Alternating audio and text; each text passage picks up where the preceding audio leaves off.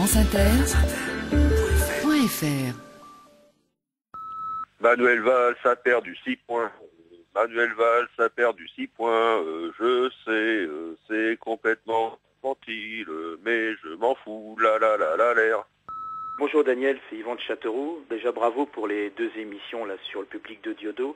Moi ça m'a fait réfléchir un petit peu et chercher un petit peu dans mon petit cerveau et ça me rappelle un peu à l'école la fascination qu'ont certains profs un peu qui se disent un peu d'extrême gauche ou anarchisants et tout sur Céline, hein, avec le livre Le Voyage au bout de la nuit qui était un livre anticolonialiste, anti-capitaliste, anti-guerre, tout ça et tout, etc. et qui il y a encore une dizaine, 20, 30 ans, était fasciné par Céline, même après tous les propos et tous les écrits qu'il a eu antisémites et tout.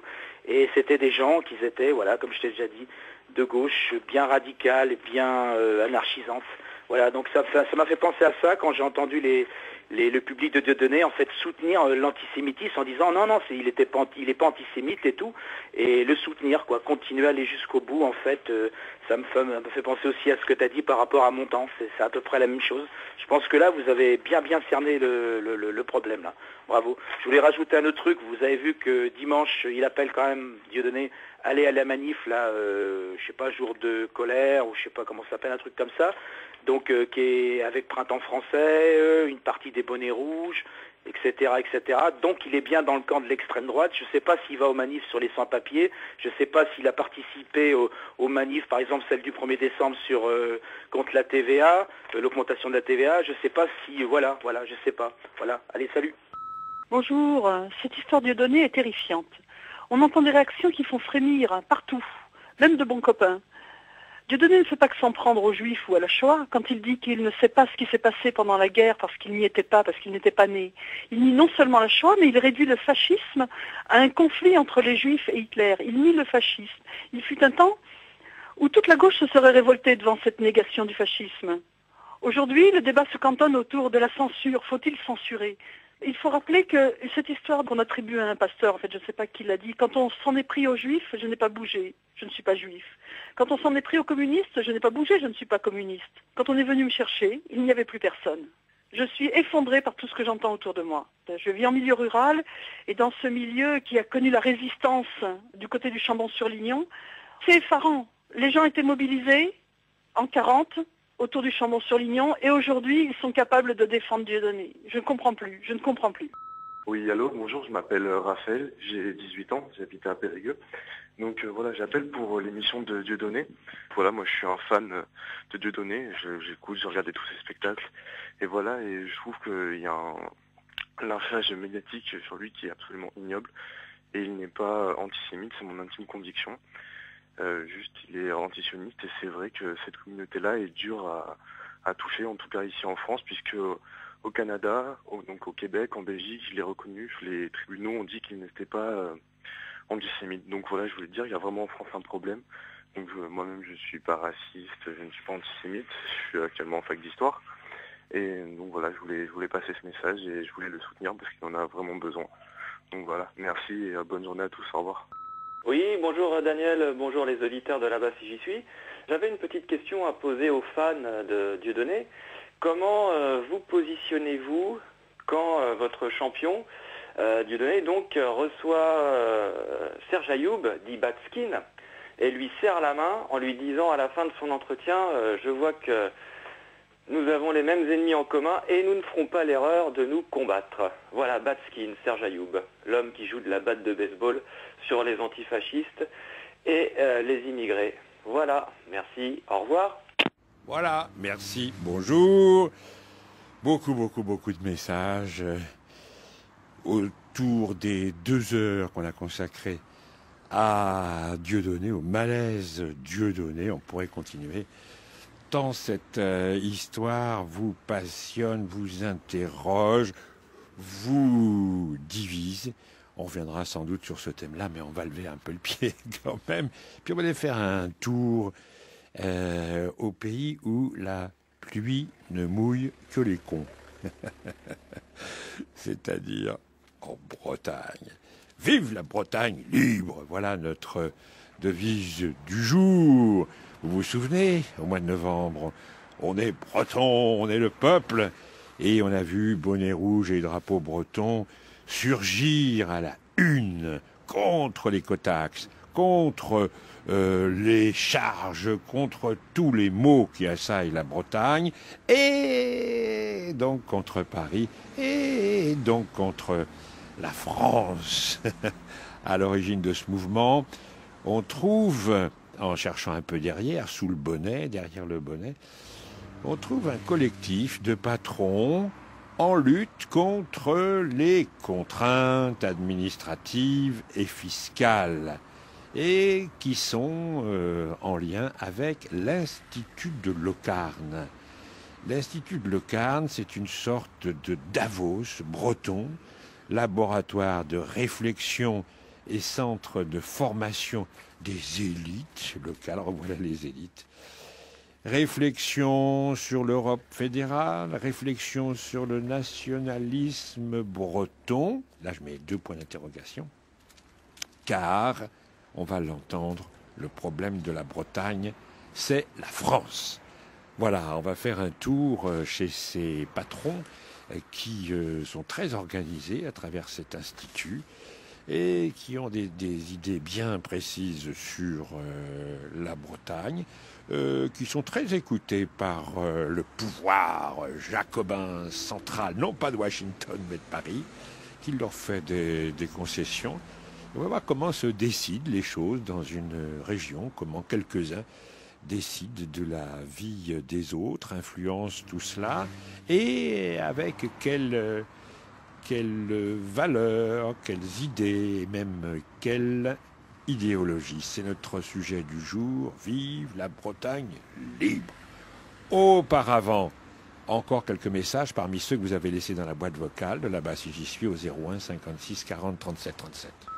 Salut Daniel, salut les AMG, puis l'équipe du répondeur. Je suis en train d'écouter Clara Guémard sur France Inter, là, et elle vient de dire une phrase qui me choque énormément, à savoir, je cite, quand on donne 100 à un ouvrier ou à un employé, il nous coûte 60 de plus en charge, voire même 40 de plus, soit 200, parce qu'il faut lui fournir un bureau. À savoir que dans l'esprit de cette dame, qui apparemment est dirigeante d'une grande entreprise, dans les charges, il y a également le matériel qu'on fournit aux salariés pour travailler. Donc là, les petits gars, si ça continue comme ça, c'est vraiment mal barré pour nous. D'ici peu de temps, ils vont nous demander de payer nous-mêmes nos outils si ça continue. Allez, bon courage à tous les AMG, puis à bientôt. C'était Jean-Christophe, chauffeur routier dans la Loire. J'entends ce matin à la radio, 3 patrons de la banque Dexia, la banque franco-belge, ont augmenté leur salaire de 30%, ce qui leur fait 450 000 € par an à chacun. La France a donné 6 milliards d'euros pour sauver Dexia. Donc je vous dis à tous, à vos fourches et vos sabots. C'était Maryse Delaude. Merci. Ah ben voilà, c'est pour le territoire. Le politique, c'est un truc pour gogo. On fait croire qu'il faut passer soit à gauche, soit à droite. Non, nous, on est pour que les gens soient heureux sur leur territoire. C'est vrai, monsieur Glo. C'est-à-dire qu'il faut que les Bretons arrêtent de croire que ce sont les autres qui vont faire leur salut. Les autres, c'est... Paris, les Jacobins. Oula. À partir du moment où c'est Alain Glon qui va décider que la Bretagne va s'en sortir mieux en étant autonome, personnellement, je doute. Je vous fermez la porte, s'il vous plaît. Et puis après, on essaie de lancer des actions, des expérimentations, compte tenu de l'état dans lequel se trouve un petit peu notre pays et également notre région, la Bretagne, à laquelle nous sommes très attachés. J'ai vu ce que l'agroalimentaire faisait en Bretagne, le ravage des paysages, des sols, etc. Que les Bretons eux-mêmes, que les gens qui travaillent en Bretagne soient entraînés dans ce projet et qu'ils aient à y gagner, alors là, je réponds non.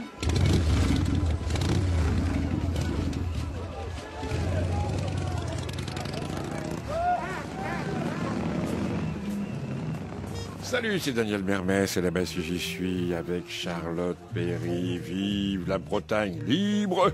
Le problème de la Bretagne, c'est la France. Flight number 2, arriving from...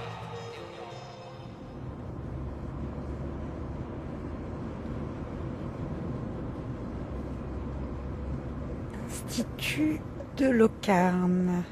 Une petite flèche bleue qui m'indique de prendre à gauche à la sortie du village de Locarn.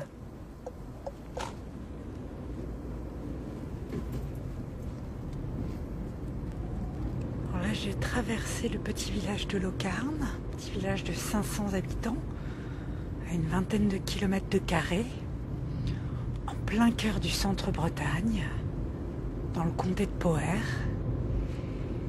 Et je me rends donc à l'Institut de Locarn, un centre de réflexion et de prospective très secret où se réunissent grands patrons et décisionnaires bretons. Et cet après-midi, à l'Institut de Locarn, il y a une conférence sur la Russie. L'Institut de Locarn a été fondé en 1991 par Joseph Le Bihan, à Institut de Locarn, tout droit. Et son président actuel est Alain Glon, un capitaine d'industrie qui pèse 1,8 milliard d'euros et qui était à la tête du groupe Glon-Sanders, spécialisé dans l'alimentation animale. Et c'est ici que grands patrons et élus se réunissent pour élaborer, penser et préparer l'avenir de la Bretagne. Une Bretagne destinée à devenir un tigre économique au sein de l'Europe des régions. Une de vos phrases, Alain Glon, aussi très forte, un peu provocatrice. Le problème de la Bretagne, c'est la France. France 3. Voilà, ça veut dire qu'aujourd'hui, la Bretagne n'a plus les coups des franches. Vous vous sentez étouffé par l'État, la France ? 28 septembre 2013. C'est un véritable combat. De la même façon qu'on n'a pas confié l'armée à des élus, si on laisse l'économie dans les mains des élus qui n'ont pas été sélectionnés pour ça, on ne peut aller que de mal en pis.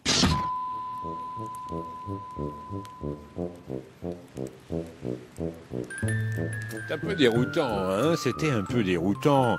La révolte des bonnets rouges, les grilles de lecture habituelles, les lunettes que nous avons dans ces cas-là, ça donnait pas les choses, ça rendait pas les choses bien claires, on comprenait pas.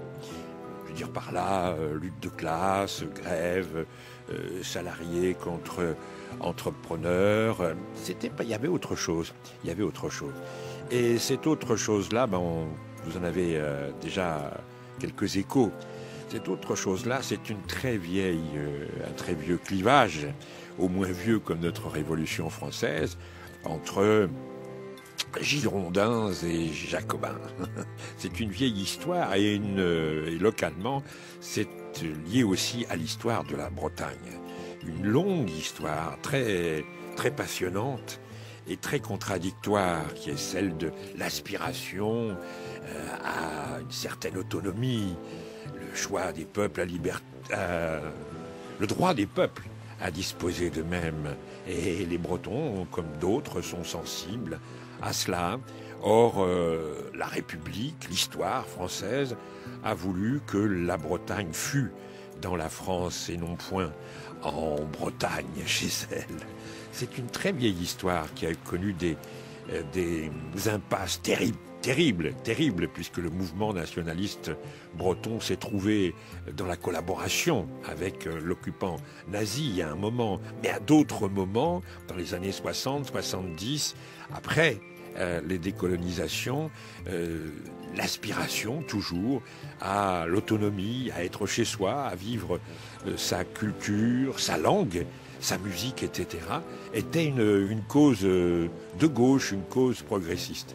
Aujourd'hui, comprendre ce qui se passe dans les bonnets rouges, derrière les bonnets rouges et sous les bonnets rouges, nous oblige à penser à cela, à cette aspiration à l'autonomie. En tous les cas, c'est un argument très fort qui est dans les préoccupations de ceux de cet institut de Locarn, on l'a dit, des patrons puissants, très puissants, bretons, très bretons, et qui entendent prendre des décisions pour leur région, pour leur pays, en dialoguant avec les élus. Ça s'appelle un think tank, un groupe de réflexion et d'influence, qui n'est pas secret, qui a pignon sur rue, mais qui a aussi ses contradicteurs. Il se trouve des Bretons pour être tout à fait opposés aux politiques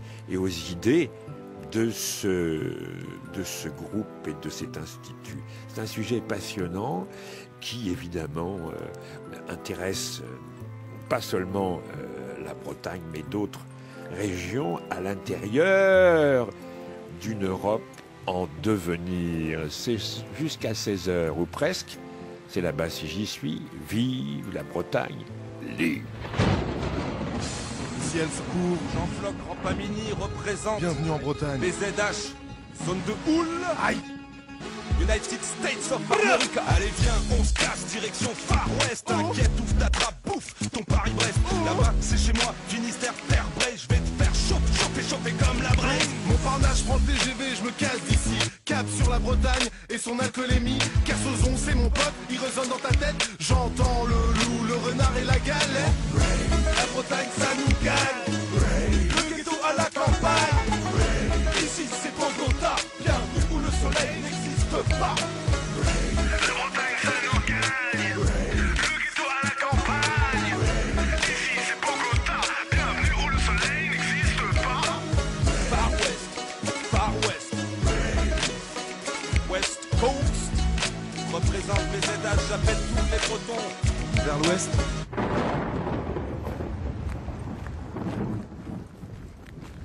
Alors nous voilà à l'Institut de Locarne. C'est la ferme de Joseph Le Bihan, l'un des fondateurs de l'Institut. Il y a un grand terre-plein quand on arrive. Il y a des grands drapeaux qui flottent, un drapeau breton. 4 drapeaux bretons avec des variantes. On passe un portail, on se dirige vers la réception.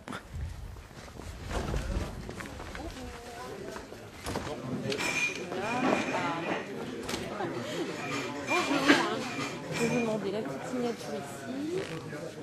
Alors je signe là. Ouais. Madame Péry de France Inter. Bonjour, Bonjour. Alain Glon. Oh, je vois que vous avez votre mitraillette. Vous êtes Alain Glon, vous êtes président de l'Institut. Ah bon? Ah, c'est écrit sur votre badge. Aucun mérite, mais c'est bien. Bon, je vais vous chercher l'interlocuteur. Il est bon, hein. Vous pointez Alain Glon, le président de l'Institut. Il est bon.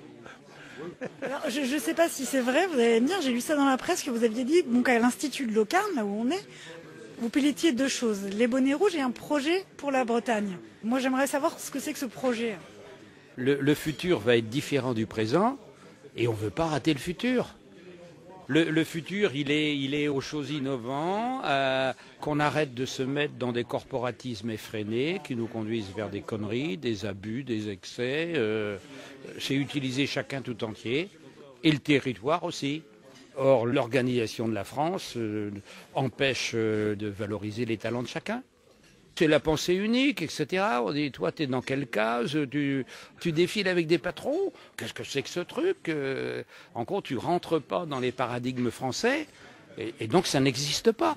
C'est ce qui a été mal compris au niveau de la révolte des bonnets rouges. On ne comprenait pas comment... Non, mais les médias et Paris ne comprenaient pas. Nous, on comprend sans problème, et on ne cherche pas à être compris de tout le monde. Si on est bien ensemble, pourquoi voulez-vous qu'on cherche à être compris de ceux qui n'ont pas envie? Et le pacte d'avenir Bretagne, vous pensez qu'il apporte des solutions en termes de décentralisation? J'ai pas envie de mal finir la semaine. Ça s'appelle pacte d'avenir. Ben oui. Je crois à l'avenir. Il faut que les Bretons arrêtent de croire que ce sont les autres qui vont faire leur salut. Les autres, c'est... Paris, les Jacobins. C'est pour ça qu'on se met ensemble ici. Si l'ambition, c'est que les gens vivent bien dans leur territoire, pourquoi voulez-vous leur mettre dessus une organisation qui les étouffe? Aujourd'hui, les Bretons sont bien meilleurs que le système qui les gouverne. Donc laissons-les faire. Ça me paraît tellement mieux. Soutenir des exploitations comme celle-ci, c'est l'un des objectifs du pacte d'avenir pour la Bretagne. LCI. Aider les entreprises en difficulté, les accompagner dans leur restructuration. 13 décembre 2013. Leur permettre d'investir et de former leurs salariés. Au total, la région recevra 2 milliards d'euros et près de la moitié profitera au secteur agroalimentaire, notamment à la filière volaille. Mais les agriculteurs bretons ne sont pas les seuls concernés par ce pacte d'avenir. La transition écologique et énergétique, elle aussi, est au menu. Sont notamment prévus des investissements dans le port de Brest pour développer les énergies marines renouvelables. Yvon, c'est madame. Bonjour. Bonjour madame. D'accord, vous êtes... Yvon Medal, je suis membre du conseil d'administration. Tous ici homologues. Il n'y a pas de chef ici. Il n'y a pas de chef. Il n'y a que des commis. Je m'appelle Yvon Medal. Alors ici, on est à l'Institut. l'Institut. On est à l'Institut de Locarn. Ça a été créé il y a 20 ans par la jonction de deux hommes. Vous aviez Joseph Le Bihan, qui était professeur à HEC, et vous aviez Jean-Pierre Leroc, le fondateur du groupe Intermarché. Donc c'était un endroit où les gens réfléchissaient à une prospective économique, prospective de la Bretagne, de leurs entreprises, etc. Donc vous avez ici tous les chefs d'entreprise qui viennent de Bretagne. En gros, une moyenne de 100 à 120 personnes qui viennent de toute la Bretagne et du 5e département, qui est la Loire-Atlantique. Parce que nous, on considère que les frontières naturelles sont celles d'avant 1940. Locarn a la particularité également d'avoir une diaspora économique bretonne en son sein qu'elle gère. Nous avons actuellement un fichier de 1600 noms dans 88 pays. Et puis ici, c'est une bouilloire, hein, je veux dire. La différence entre d'autres instituts et nous, c'est qu'ici, tout peut se dire, mais à condition qu'on le fasse. Voilà. Ça veut dire qu'on est un pouvoir de proposition. Voilà. Alors, quelles sont vos propositions? Alors, nos propositions, c'est de prendre ce pays, puisqu'on a une fenêtre de tir, j'allais dire, en parlant un peu militaire, entre maintenant et le mois de septembre, en se basant sur le pacte d'avenir qui est sorti donc il y a peu de temps, de dire que si nous prenions à titre expérimental ce pays du centre-ouest Bretagne, et qu'en partenariat avec la région et les services de l'État, nous décidions d'en faire par exemple une zone franche, eh bien nous pourrions avec nos réseaux faire venir des entreprises par les mesures incitatives, et on en a les moyens. Zone franche, ça veut dire déjà dans un premier temps des mesures allégées au niveau imposition. Donc un allègement des taxes au niveau des entreprises? C'est de l'économie en plus si on fait ça. On peut expérimenter. Vous avez défilé le 30 novembre dernier à Carhaix? Bien sûr. Je crois que c'est un mouvement de gens qui aiment profondément leur pays, qui ont défilé ensemble parce qu'ils avaient peur que leur pays disparaisse. Alors quand j'entends dire certains que c'était une mascarade parce que les exploiteurs défilaient avec les exploités, bah, écoutez, je veux dire que si c'était une mascarade, j'y ai pris beaucoup de plaisir et je pense que les exploités dont on parle, que j'ai vu défiler avec moi, bah, ils ont bien pris leur plaisir aussi. Voilà, on est avec la crème, on est avec l'élite, on est avec ceux qui décident et qui s'organisent, qui sont très organisés. Et depuis, vous avez vu, pas mal d'années, ce think tank très influent qui, ultra-libéral, il faut bien dire les choses, le laisser faire, un projet de zone franche, les aides qui peuvent venir de Paris, les financements divers et variés, on n'en parlera pas. Ça, c'est bon. Bon, voilà. Et puis, surtout, c'est une vision d'un pays, on le dit bien, d'un pays qui peut se suffire à lui-même, à l'intérieur d'une Europe plus vaste. C'est une vieille idée, c'est une vieille aspiration, c'est parfois un vieux rêve, et ça présente bien des dangers.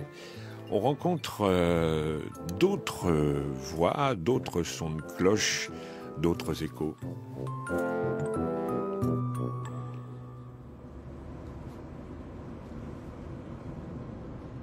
Alors je continue mon périple à travers la Bretagne pour essayer de comprendre ce que c'est que cet institut de Locarn, regroupant élite patronale et élus.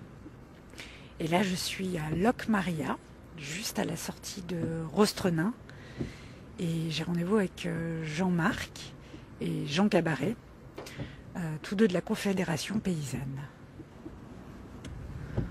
Jean-Marc m'a dit de passer le crucifix.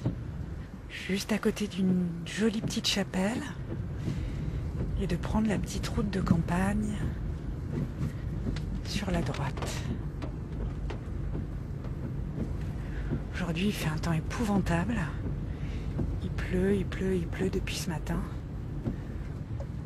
Hop. Ah, je le vois. Il est avec son chien, son bleu de travail.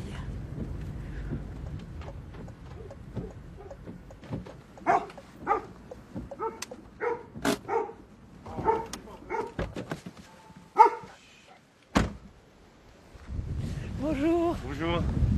Ça va? Ça va bien, okay. Merci. Repars là. Bonjour, Charlotte. Marianne. Là, c'est le vrai temps breton. Hein. Ah là. Ouais. Rentrez. Moi, c'est Jean-Marc Thomas. Donc, je suis porte-parole de la Confédération paysanne des Côtes-d'Armor. Et je suis paysan donc en Centre-Bretagne, sur la commune de Rosronin. On produit du lait en agriculture biologique à 2 couples et un peu de culture en agriculture biologique. Voilà. Et vous arrivez à vivre bien avec ça? Ah, tout à fait bien. Je pense que je n'ai rien à envier aux revenus de mes collègues qui ont des exploitations 2 fois ou 3 fois plus grosses que la mienne et qui ont lourdement investi, qui ont peut-être du mal à vivre certaines nuits quand il faut rembourser tous les emprunts ou les dettes qu'ils peuvent avoir à droite à gauche. Alors, est aussi présent ici. Bonjour, vous appelez comment? Jean Cabaret, donc je suis agriculteur ici à côté à Rosronin aussi, en production de lait bio aussi, avec mon épouse, producteur de volaille label rouge aussi. Alors vous êtes porte-parole régionale de la Confédération paysanne? Oui, c'est ça, oui, depuis une dizaine d'années. Vous allez manger avec nous? Ah bah oui, ouais, je vais poser tout ça. Oui.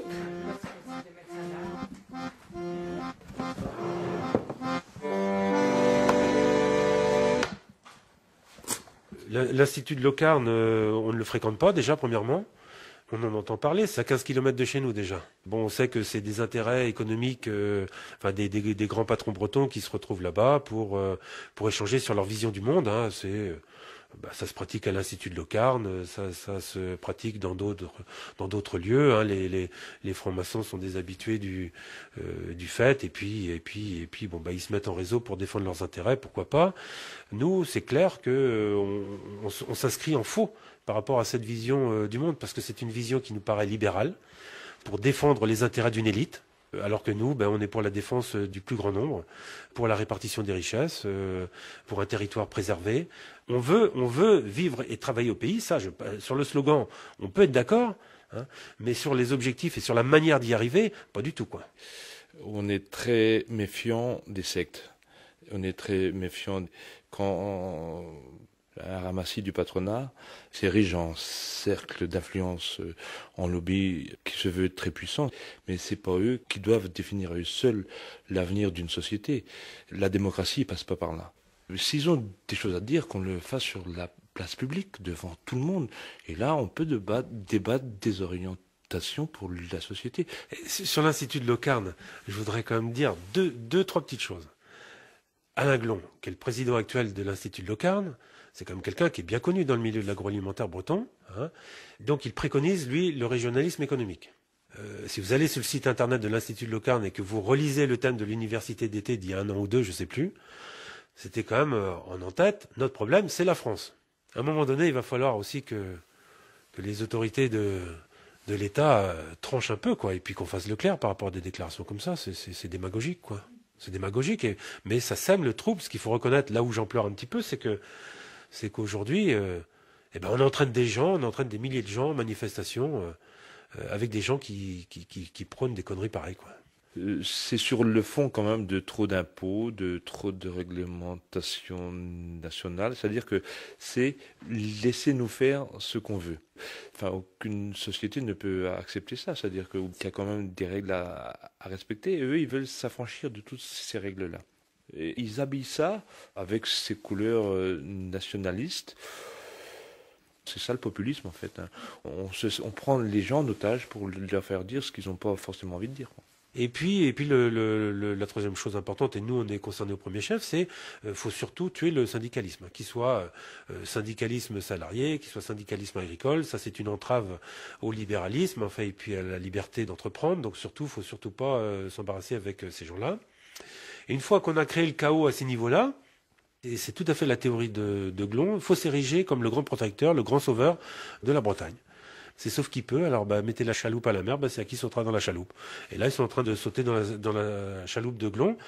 Nous, on pense qu'il y a d'autres solutions. Enfin, en tous les cas, nous, on se bat pour d'autres solutions. S'il y avait une zone franche en centre-Bretagne, il va falloir installer des portiques sur toutes les routes nationales, départementales et communales du centre-Bretagne. Bon. Donc, il y a du boulot.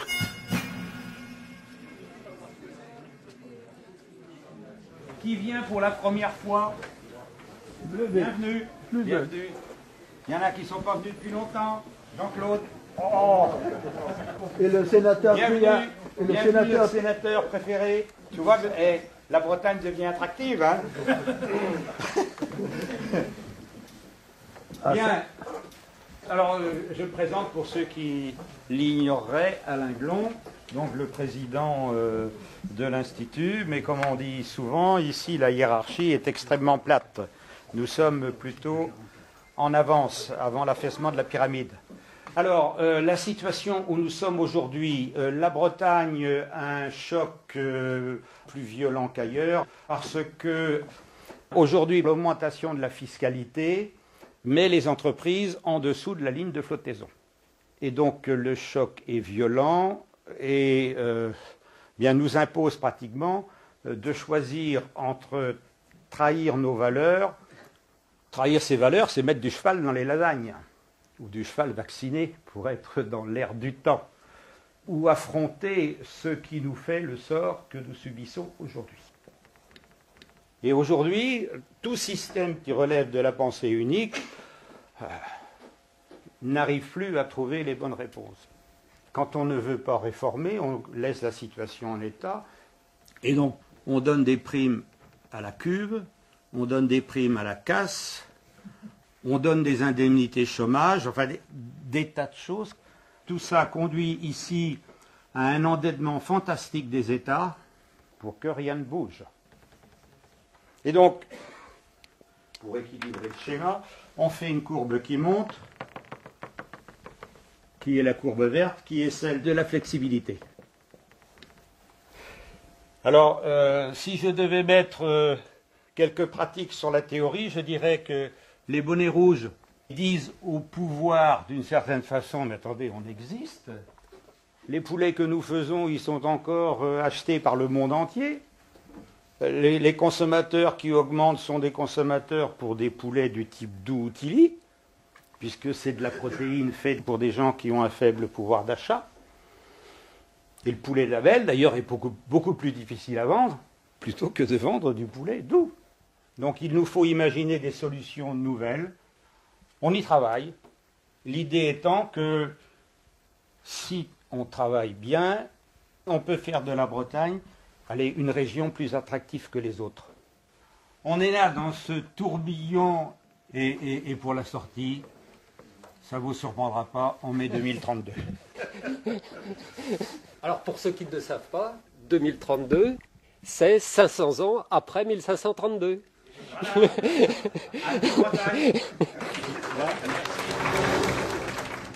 21 septembre 1532, acte d'union irrévocable de l'ancien duché de Bretagne à la couronne de France. Bretagne et Breton, 1995. Certes, il y a des promesses de respecter les anciens droits, mais derrière ce document, il y a la volonté de puissance du royaume de France. Et l'histoire de la Bretagne va devenir celle d'un peuple annexé.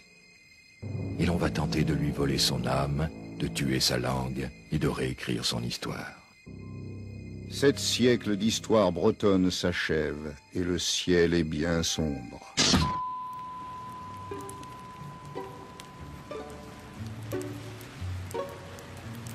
Il Il est défendu de parler breton et de cracher par terre, de mouiller ses doigts dans sa bouche pour tourner les pages des livres et des cahiers, d'introduire dans son oreille le bout d'un porte-plume ou d'un crayon, d'essuyer les ardoises en crachant dessus ou en y portant directement la langue, de tenir dans sa bouche les porte-plumes, les crayons, les pièces de monnaie, etc. Aux élèves des écoles était adressé ce message. Il est défendu de parler breton et de cracher par terre. Épouvantable, terrible, quelle offense, quelle domination. Sauf qu'il se pourrait bien que ce que je vous lis là fût un faux. Un faux ou une vérité. Eh bien, c'est au fond le débat sur l'identité bretonne, l'origine de cette histoire, la domination jacobine, elle est presque dans ce que je viens de vous lire là. Est-ce que c'était vrai? Est-ce que c'est un faux? Contre la perte de leur identité bretonne, quelles ont été les contreparties offertes par Paris à l'époque? C'est toute une histoire extrêmement passionnante sur laquelle on va revenir dans les jours prochains, parce qu'il en va de notre identité française en général et du devenir européen. Pour l'instant, on rencontre René Louaille, qui est un paysan syndicaliste breton.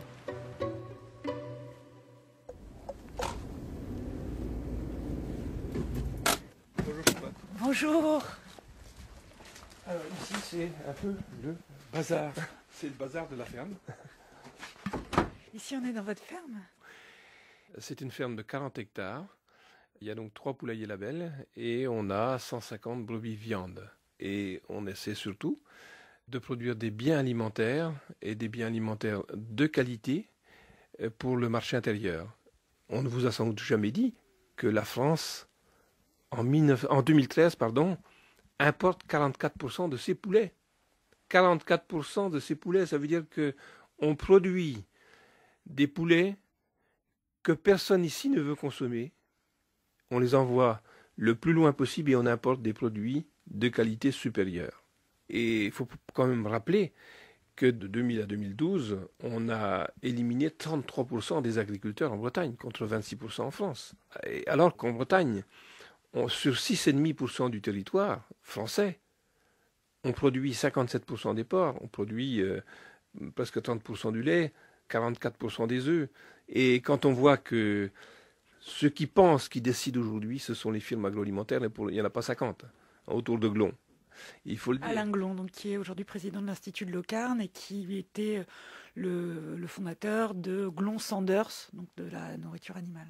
C'est un peu le cerveau autour de l'Institut de Locarn et de l'agroalimentaire Alain Glon, c'est-à-dire que c'est quand même lui qui trace la feuille de route, ou qui propose une feuille de route qui semble acceptée par beaucoup. Il est là pour défendre l'intérêt des multinationales et sans doute de quelques gros paysans. Et puis avec le bras armé des chambres d'agriculture de la FNSEA, c'est ça. Ça veut dire restructurer l'agriculture et l'agroalimentaire. On est en train de mettre en place des fermes-usines et de vider les campagnes. Quand on entend Alain Glon qui dit le premier obstacle, c'est l'État français, mais à ce moment-là, s'ils sont cohérents, pourquoi ils acceptent les aides de la politique agricole nationale? 4,9 milliards de politique de l'État. J'ai même entendu Glon qui dit, mais allons avec des camions de 50 ou 60 tonnes, quand on sait qu'un camion de 40 tonnes use plus la route que 4000 véhicules. Mais qu'ils les payent, qu'ils réparent leurs dégâts. C'est pas à la collectivité de payer les coûts induits d'un type de développement qui leur sert à eux pour affronter le marché mondial et se faire des thunes sur notre dos. On ne peut pas être les otages de ces gens-là. Il faut quand même rappeler que de la fin des années 90, au nom du profit maximum, Alain Glon avait longuement été auditionné pour le trafic des farines animales qu'il avait introduit dans l'aliment du bétail. Ces gens-là sont prêts à tout. Je donnais l'exemple des farines animales, mais c'est la question des OGM, c'est la question des antibiotiques d'alimentation animale, c'est partout. J'ai même entendu Glon qui dit, mais les viandes blanches ont de l'avenir, parce que c'est la viande qui est destinée aux populations pauvres, et comme il y aura toujours plus de pauvres en France et dans le monde, ces marchés ont de l'avenir. Là, on touche du doigt ce qu'il faut changer. Il faut travailler sur la question des inégalités sociales. On ne peut pas accepter que dans la même entreprise, il y ait des cadres à 40-50 000 euros de salaire par mois et des salariés qui vont au boulot le matin, que je vois ici, tout près de chez moi, en mobilette sous la flotte avec 800 € de salaire par mois dans la plus grande souffrance. Et on dit effectivement, on va encore leur produire une alimentation bas de gamme, mais ils auront moins à manger. Vous vous rendez compte? C'est ce type de société qui nous propose. Est-ce que ça voudrait dire que les cadres de l'agroalimentaire ont fait le choix d'une société qui ne soit plus démocratique?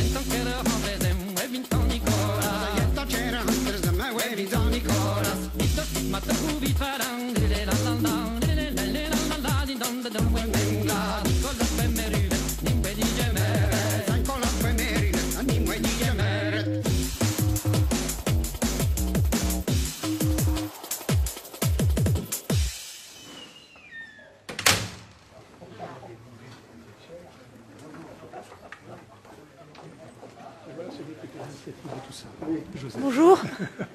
Alors aujourd'hui, le thème, c'est la Russie. Vous fermez la porte, s'il vous plaît. C'est une grande joie de recevoir son ancien étudiant. Joseph Le Bihan.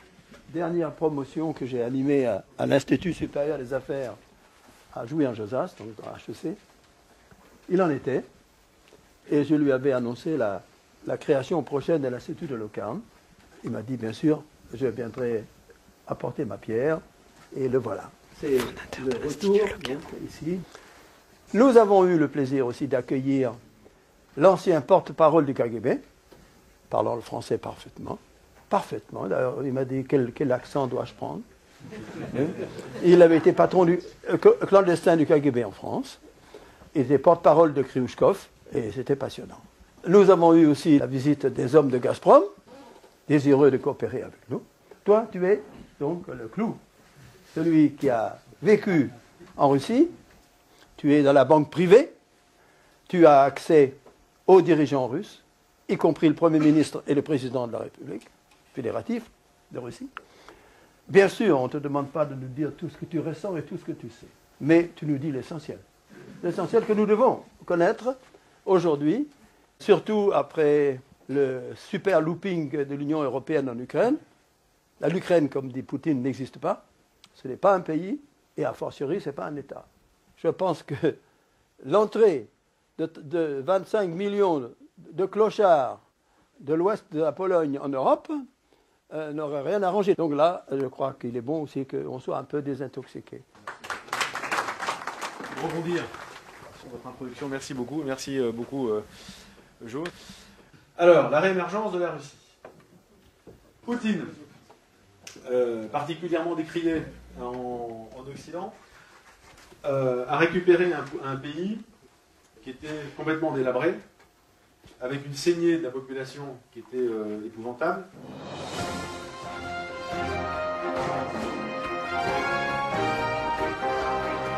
La Voix de la Russie. Mesdames, Messieurs, bonjour. Bienvenue pour cette nouvelle édition du journal télévisé de La Voix de la Russie. 2 décembre 2013. Ce rendez-vous hebdomadaire en français vous présentera les actualités russes, françaises et internationales sous l'angle de la réinformation. Contrairement à une vision tronquée et manichéenne de l'information délivrée par le mainstream médiatique français, nous nous efforcerons de vous faire percevoir que la vérité n'est jamais tout entière du même côté.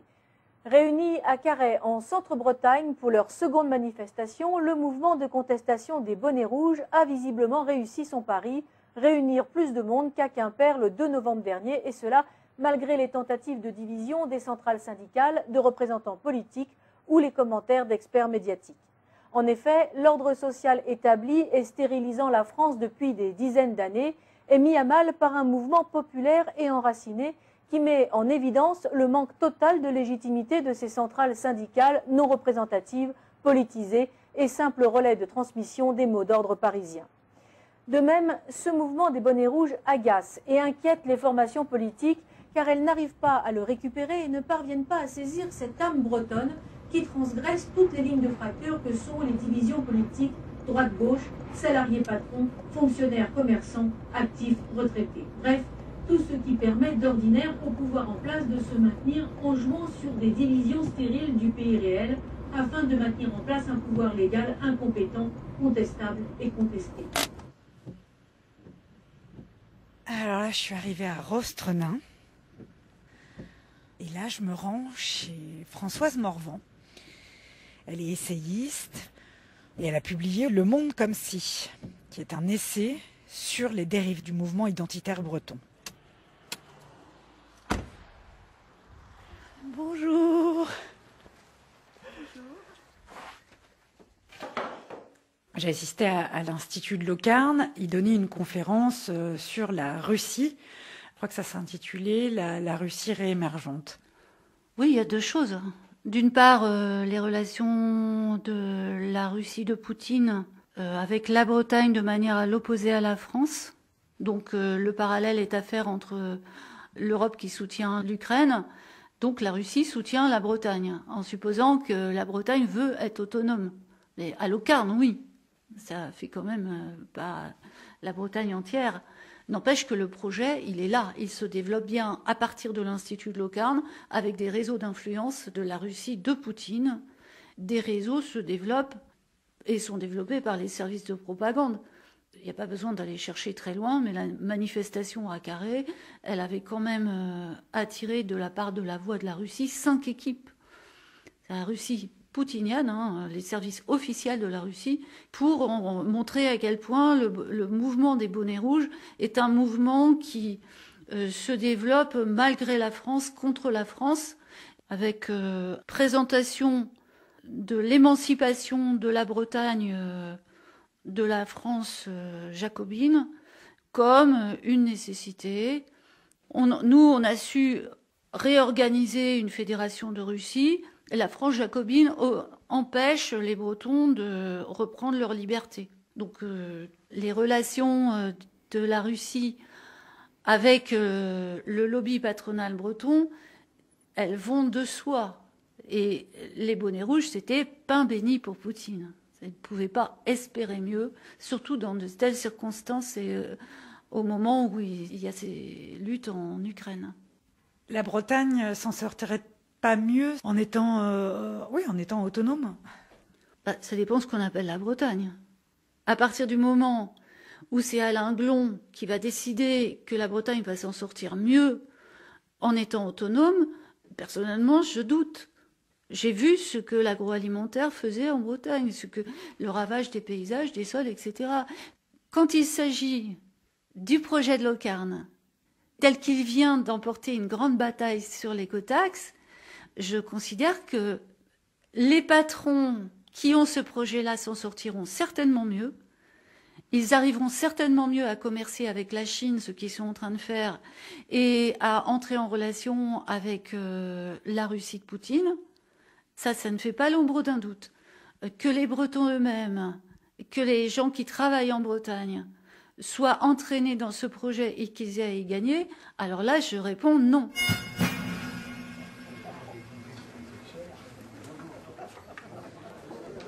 Alors c'est une petite pause après la conférence. Ouais. Donc on est à l'Institut de Locarn. Vous vous appelez comment? Je m'appelle Jean-Pierre Lemat. Je suis éditeur informatique d'une petite entreprise, j'ai 3 salariés. Et sinon, j'ai des responsabilités syndicales aussi. Je suis président de la CGPME des Côtes d'Armor. C'est la Confédération des patrons des petites et moyennes entreprises. Oui. Je suis bonnet rouge et je représente les chefs d'entreprise au sein de ce collectif. Ce qui nous intéresse, c'est de construire la Bretagne par les Bretons. Donc c'est une conception qui est complètement différente de ce que l'on peut appeler l'État-providence, c'est-à-dire qu'il va vous pondre des programmes technocratiques et auxquels vous serez obligé d'obéir. Ce que l'on veut, c'est libérer les énergies en Bretagne, revoir toutes les contraintes administratives en particulier, de s'affranchir de certaines contraintes. Voilà comment on raisonne. Dans ma jeunesse, disons dans les années 70, on rêvait d'un État-nation pour la Bretagne, parce qu'à ce moment-là, il existait le franc, disons la souveraineté politique avait un sens. Maintenant, je dois dire que l'État-providence ne me fait plus rêver.